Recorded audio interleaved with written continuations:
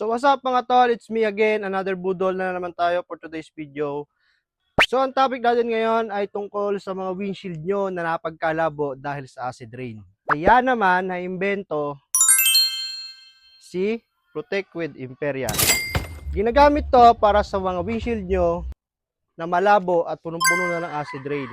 Hindi lang pang windshield, meron din tong hydrophobic effect sa windshield nyo kapag tinamaan ng tubig yan, parang dudulas lang na parang ganito.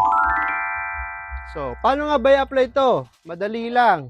Punta ka sa sasakyan mo, i-spray mo na parang ganito. Doon sa salamin mo.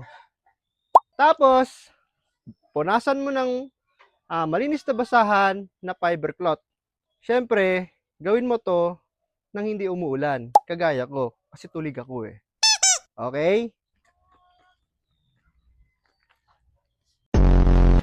So kasalukuyang umaambon nung ina-apply ko to at makikita nyo naman kapag binabasa mo siya ng tubig.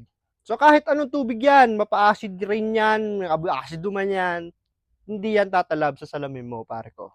Kaya naman pare ko, kung naghahanap ka ng mabisang pangontra sa acid rain at sa malabo mong windshield, ilalagay ko na lang dito sa yellow basket.